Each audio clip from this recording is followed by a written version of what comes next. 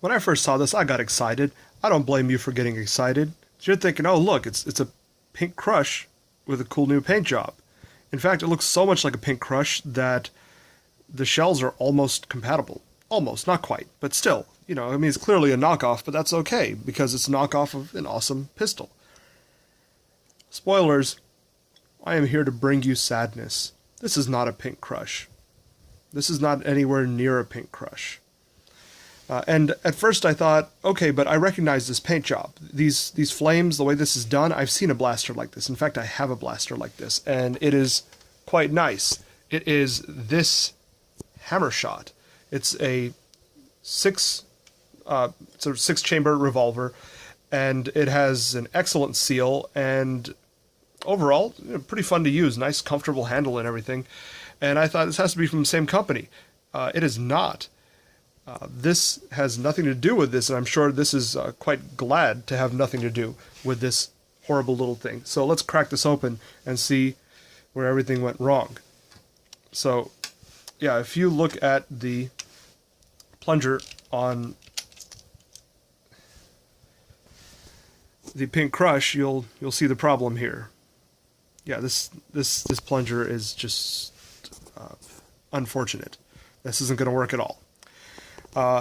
Now, firing the darts that it came with, these are a bit thicker than Elites. In fact, they might even be thicker than USCs. I had to twist fit these into Elite barrels. So this is a higher diameter than you're going to get out of pretty much any aftermarket dart.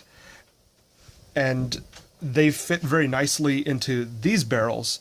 These barrels are so loose that regular Elites just fall out of them. On my chrono, I didn't even manage to get the minimum, which my chrono needs at least 21 FPS to register, and I couldn't get Elites to fire at even 21 FPS. So this is just too loose. This will not work. This one has the same barrel, not really an air restrictor, but that little bit back there. So that's how I know that they are from the same brand. So Elites are out of the question. We can't even compare Elites, but I shot these darts out of the Pink Crush and out of this knockoff, and the Pink Crush was shooting them at a healthy 68 or so feet per second. This thing was firing them consistently right around in the 40s. The highest I got was like low 50s, occasionally dropped down into the 30s. But yeah, like low to mid 40s is pretty much what you can expect out of this stock. Now, what could it do with a rebarrel? Because obviously the barrel is a lot of the issue. I don't know, but it's definitely quite limited. The spring does not feel inspiring. This the priming rod is quite thin and weak, and look at this. It's just misaligned. It's like not even sitting straight.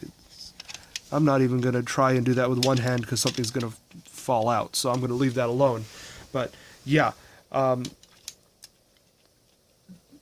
I would actually recommend just a complete internals overhaul. Just throw all this out and just think of it this way. It's only $7 at Target. You're getting a cool shell that people will mistake for some sort of custom Pink Crush. So yeah, so basically you're paying $7 for a shell. I mean, you'd pay more than $7 for a paint job on a Pink Crush, so that's actually not that bad of a deal. Now let's compare these shells directly.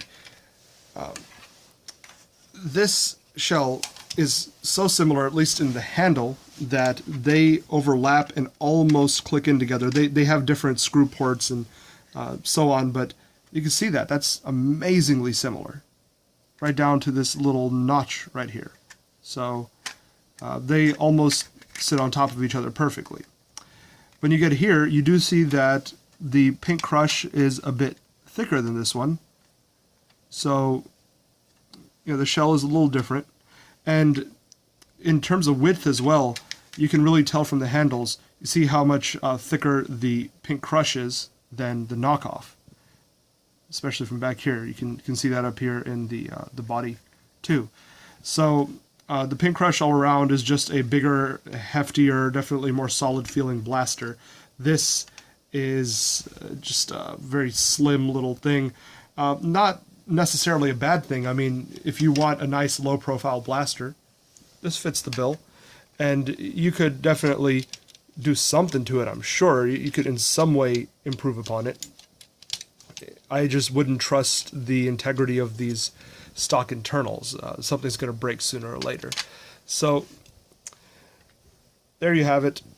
Out of the box, don't expect anything. Just you're getting a nice shell. There you go. You're getting a nice shell that will confuse people.